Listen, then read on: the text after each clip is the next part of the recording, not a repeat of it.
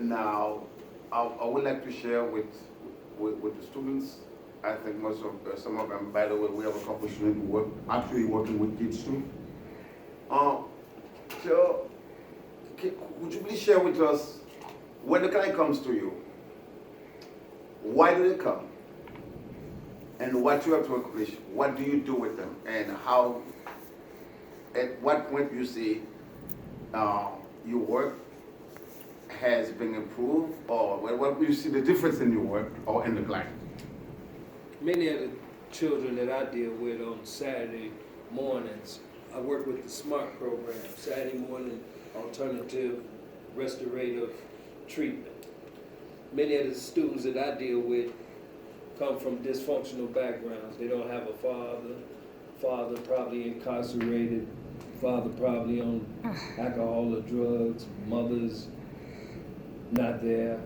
They being raised by second parents, such as the grandmother, grandfather. So they hit the street. They looking for a sense of belonging. So they become gang members. Some of them are on marijuana. Some of them are homeless.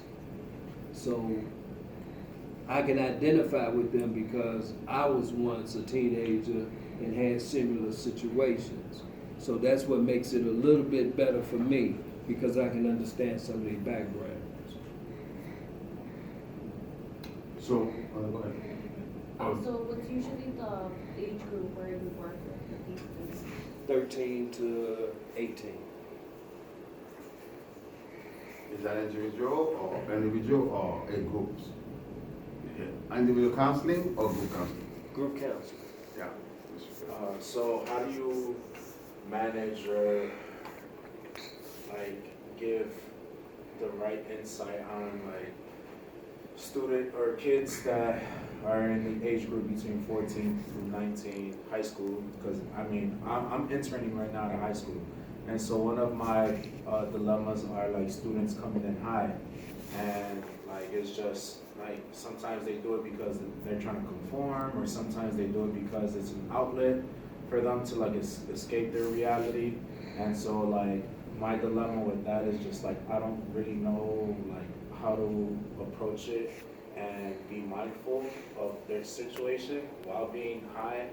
And I just need input on it, I guess. The first thing you want to do is sit with the kid and see what's the reasons why they even going that route.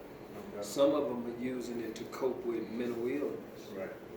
They weren't diagnosed as a child, so they're compensating by self-medicating. Right. And there's also a stigma amongst their age bracket that if you're on medication, it's a taboo. So they try to ward that off and try to have a sense of belonging like other kids. So they turn to the marijuana.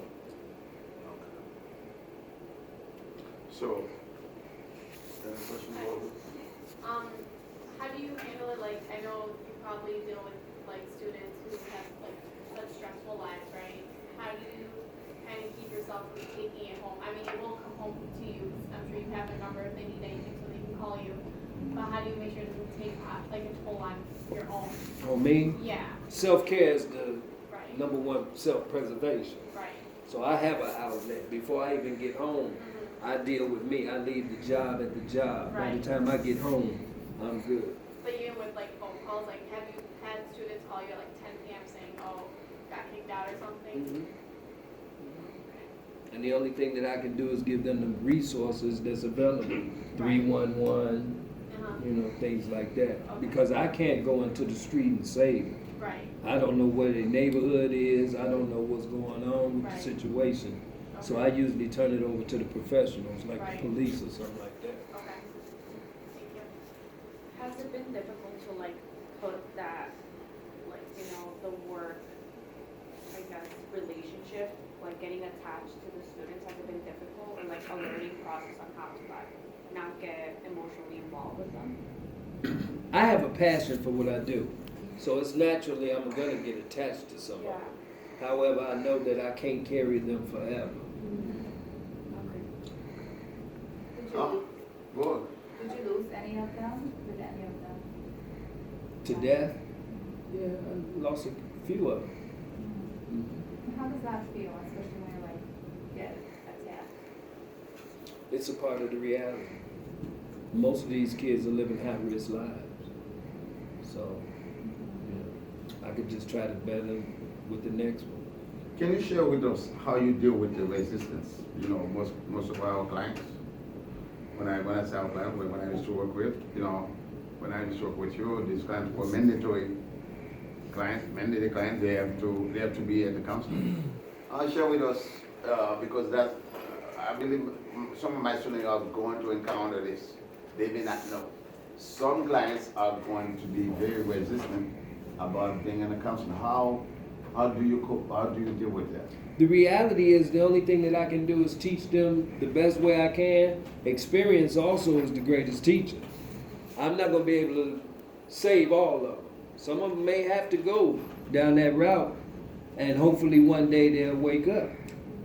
I mean, like I said earlier, I've had a lot of situations in my life where experience had to teach me. So I overcame it. Sooner or later, the light goes on, and you'll be ready to change your life around. But let's be realistic. Everybody's not going to be able to do that. Go ahead. Apologies. So has there been like any positive outcomes from your counseling with individuals and how they come back and share those experiences of how they That's what turn around, what have you? That's what keeps me in the business, that I know there is hope. That's the joy of it, to see somebody come from one position of life and graduate to another level. What advice can you give somebody that's in that predicament where substance abuse is an issue with family that they carry out themselves and end up relying on that substance? Reiterate that. So like a family that uses marijuana, whatever, they smoke all the time and boom, their 15-year-old kid smokes marijuana and sees it as a norm. Like, how can you derail them from this path that this is the norm and this is okay to do, when in reality, this is the time for their brains to grow and expand their horizon on things and so on and so forth. I use a lot of what we call self-disclosure. I started using alcohol and drugs at an early age. I took my first beer at 9 years old. It was a norm. I can remember that I had an uncle that was an alcoholic. And we used to laugh and say, "You're going to turn out to be just like him." And at first I thought it was a joke, but it ended up, I almost became him. So some of my experiences I share with the youth to give them a picture of they're not by themselves, that I do have empathy because I can understand. And with the youth, if you can tap into their reality and they know that they can trust you and that you can understand some of what they're going through, they'll start to listen to you. So my issue with that is just I've been in somewhat similar situations, but I'm not too familiar of the experience that they're going through. So I don't really know what or how to best support these individuals when this is all they know. Okay, do you have any friends? Yeah, but it's never as significant as, a 15-year-old, for instance, today I had a 15-year-old come in high because over the weekend he lost 2 of his family members and that was his coping mechanism, and he feels like this is the best outlet for him at this point in time.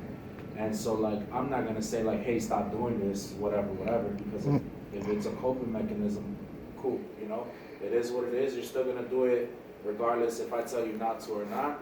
And if it's helping you, okay, cool. But now it's just okay, I don't want him to think that this is okay to do all the time and it becomes an addiction. So I think that's my dilemma right there, just because I can't really relate with that.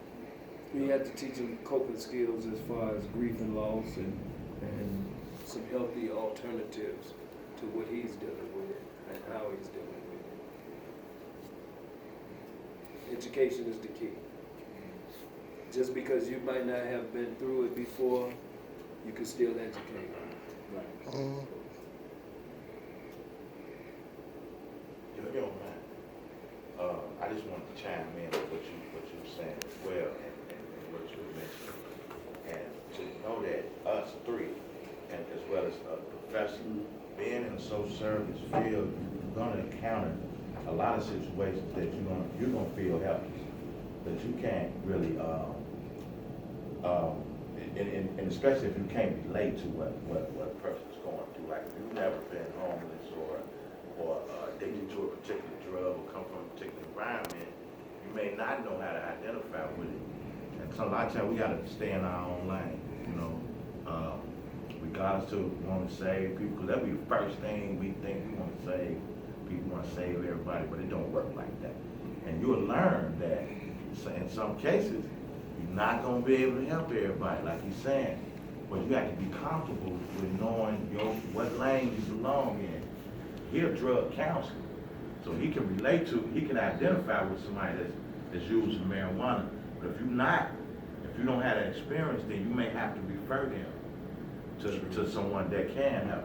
And that'll be your part, is to get this kid to the people they need to be in front of in order to help them with certain issues, because we may not be equipped to handle everything. At the end of the day, I always ask myself, did I exhaust all resources?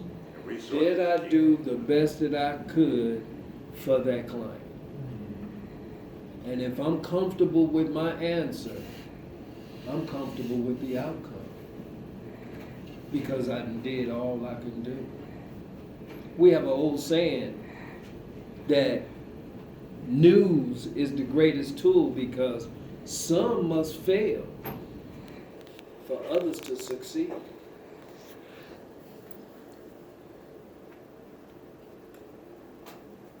I know you speak us about empathy, because you've been there, past experience, and you also talk about reality. It's not a challenge to empathy, but instead that's a compliment. I understand that I used to work with you, so we have a lot of story. Can you take us to a client life? When a client comes to you, I know you said about this when they come to you, but take us to a kind of client life, and how did you deal with them? Typical client, let me give you a typical client. Typical client come in full of anger, resentment, social rule breaking, don't want to listen. First thing I do is I take a look at his assessment and how can I better identify with him. One of the greatest tools that I have at my disposal is my experience. So that's what gets me over. My experience with that client. What happened to that client? Why is the client with me? And where can I better start with that client? Once I get those tools and those understandings, then I get that client to understand that I know where he comes from and where he's about to go if he don't pay attention. And I work with him. I'm very patient with a client. I don't try to push them too fast. I allow them to pace themselves. Once you allow a person to do what they want to do at their own pace, it gets better. It's not the inches that count.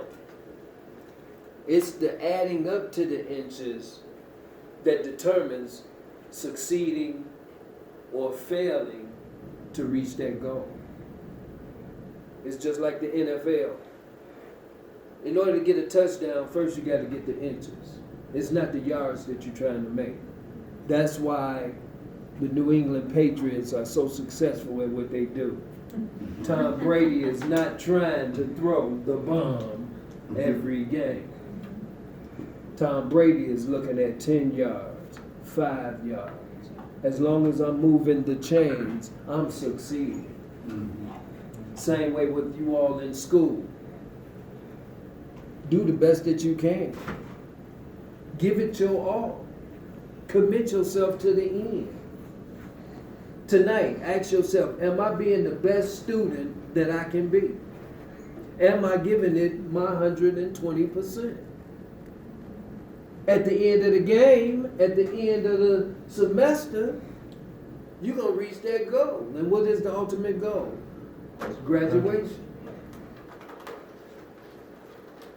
And you'll be comfortable with that because you knew that those grades that Mr. Gaspar is getting ready to give you, you deserve every bit of it because you put the work in. The same way with life. If you dream it, believe it, you can achieve it. Only you can do that. No one can do that for you. And that's the same way I deal with my clients. I can give you all the information. I can share with you all my experience. But until you believe, you won't achieve it.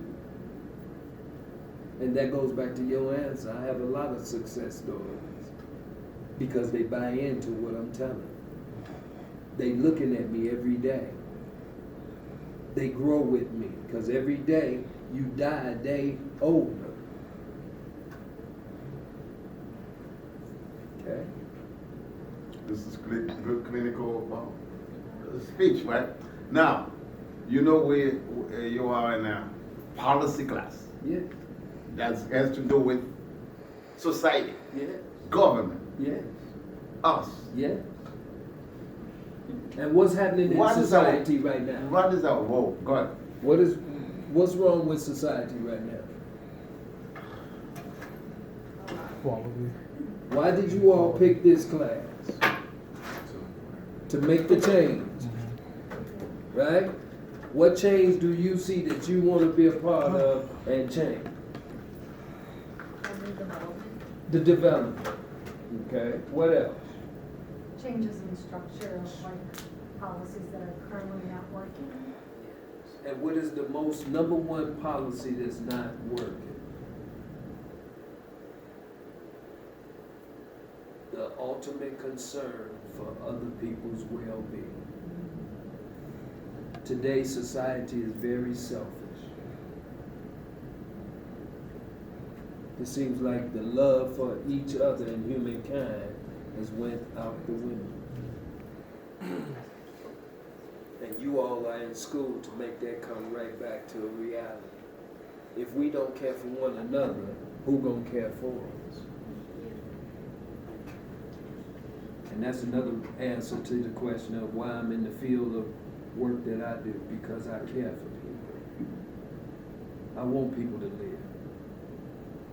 Because somebody had took a look at me and said, I can help him live. So we just pass it on. So what can we do? Do the best that you're doing right now. Get the best grades that you can. Go on Capitol Hill. Become an activist. Do the natural things that you know that you can do in order to make the change.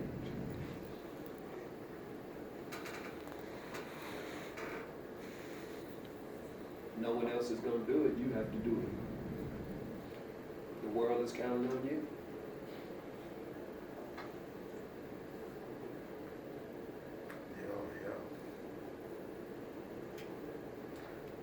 So how did you guys deal with the CBS? I know it's over, but with the strike. It really wasn't a strike. Okay. It was a vacation. I know. What's up, white? That's another situation with politics. Politics try to hinder the youth from succeeding. As soon as we got off the strike, that was my first lesson. Don't allow anything or anybody to interfere with your dreams and your goals. Those kids want an education. Mm-hmm. So the realization is you don't have a tomorrow. So you must do everything you can today. And that's what I taught them.